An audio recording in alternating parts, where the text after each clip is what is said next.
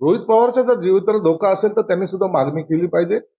परंतु ही मागणी मान्य करण्यासाठी एक कमिटी शासनातर्फे एक असते, नियुक्ती केलेली असते, ती कमिटी त्याच्यावर निर्णय घेते. त्यांच्या यंत्रणेमार्फत जर असं त्यांना वाटलं की त्यांच्या जीविताला धोका आहे तर निश्चित त्यांना हे संरक्षण दिले जाईल आणि त्या संरक्षण देण्यामध्ये कुणाचाही काही विरोध असण्याचं काही कारण सुद्धा नाही.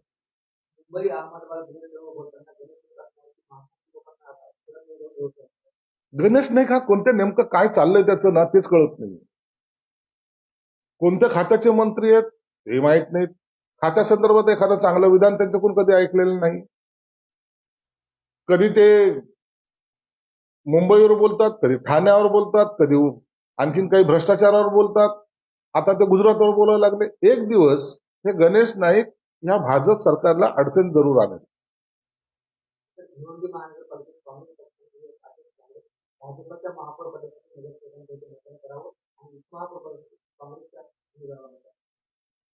हे असे आदेश कोणी काढलेत, काय झाले तिथलं स्थानिक राजकारण काय याबद्दल आता सखोल माहिती नसल्यामुळं लोकल राजकारणामध्ये हे काय ट्विस्ट यायला लागलेलं आहे. हे याला कारण काय आहेत हे थोडं शोधावं लागतं.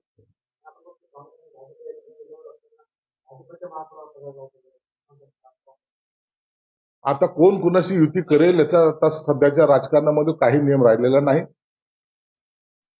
कधी काय घडेल याच्याबद्दल बोलता येत नाही. परंतु अधिकृतपणे जेव्हा हे सगळ्या युत्या होतील त्या टायमाला त्याच्यावर भाष्य करणं योग्य राहील.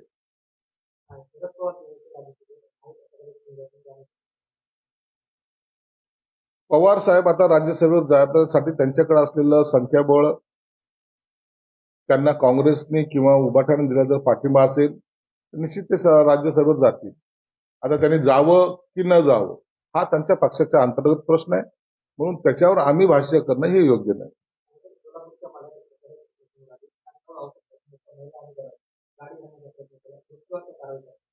गुटखाचा धंदा करणारे हे जे लोक आहेत हे सगळ्यात खतरनाक लोक आहेत.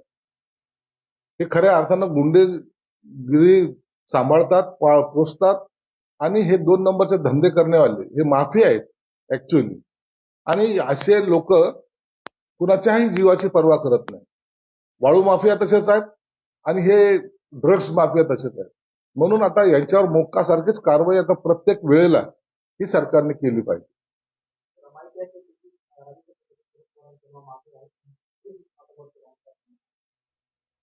म्हणून सांगितलं की शरद पवारांनी जावं की नाही जावं याच्यावर आता काँग्रेस आणि उभाठाच्या लोकांच्या मताची किती गरज आहे हे एकदा पाहावं लागेल. ते कुणाला कसा पाठिंबा देत आहेत.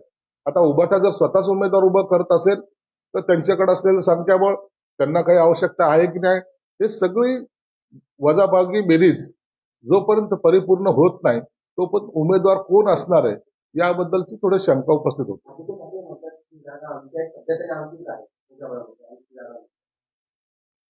ती गेल्या वेळेला होती, परंतु आता तर त्यांचं संख्याबळ जर पाहिलं तर त्या मानानं त्यांना आता इतरांचा पाठिंबा घेण्याची आवश्यकता आहे.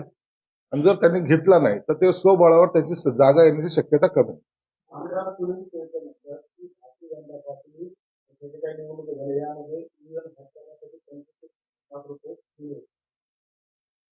निवडणूक झाल्यानंतर प्रत्येक पक्षाचा जो पराभूत असतो तो ईव्हीएमवर, पैसे वाटण्यावर, दादागिरी करण्यावर अशा गोष्टीवर भर देऊन ही निवडणूक कशी चुकीची झाली हे सांगायचा प्रयत्न करत असतो. परंतु एकदा निवडणूक झाल्यानंतर तुम्हाला जो काही कायदेशीर मार्ग आहे तो मार्ग आहे कोर्ट. आणि मग कोर्टात जाऊन ह्या संदर्भामध्ये जर पुरावे दिले तर त्याच्यावर खऱ्या अर्थानं तुम्हाला न्याय मिळेल.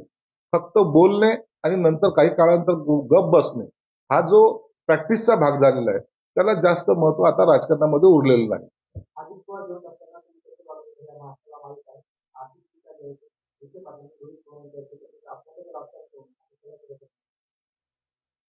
विखे पाटलांनी त्यांच्यावर रोहित पवारवर जे केलेली टीका आहे ती त्यांची ती वैयक्तिक टीका आहे. त्यांनी काय म्हणून केली असावी यावर आता भाष्य करणं योग्य नाही.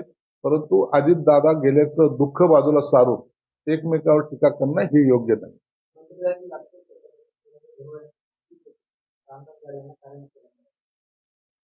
निश्चित आहे मंत्रालयामध्ये असे अनेक अधिकारी आहेत, अनेक अधिकाऱ्यांच्या चर्चा होत असतात. वर्षानुवर्ष मंत्रालयात बसून राहणं हा अधिकाऱ्यांचा एक प्रकारे छंद झालेला आहे किंवा मंत्रालयामध्ये बसून आम्ही राज्यकारभार करतो अशी त्यांची भावना झालेली आहे. म्हणून हे सगळं भ्रष्टाचारचे प्रकरण जे आहे ते तर समोर येत चाललेले आहे. मला वाटतं सरकारने, मुख्यमंत्री साहेब निश्चित त्याची दखल यांनी घेतली असावी आणि ज्यांना अनेक वर्ष या मंत्रालयात झालेले त्या सर्वांना या मंत्रालयाच्या बाहेर जो पण काढत नाही तोपर्यंत ही जी काही लागलेली कीड आहे ही थांबणार नाही. म्हणून मला वाटतं या अधिवेशनावर त्या सगळ्या लाचखोर प्रकरणावर सुद्धा चर्चा होईल आणि मंत्रालयातल्या अधिकाऱ्यांवर सुद्धा चर्चा होईल. म्हणून आता कठोर निर्णय घ्यायची भूमिका हे मुख्यमंत्री साहेब घेतील अशी निश्चित आम्हाला खात्री आहे.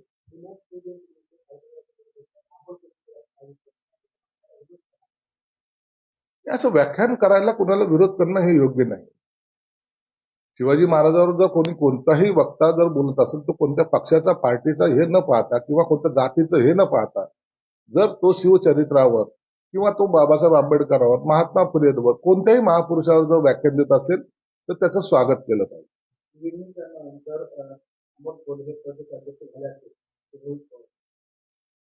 आता जर तरच्या या सगळ्या भूमिकेला काही अर्थ नाहीये. आता विलिनीकरण होतं की नाही हे पाहावं लागेल आणि मला वाटतं ती प्रक्रिया आता दुसरं दिसत ते आता ते विलिनीकरण होणार नाही असंच एकंदरीत चित्र आहे.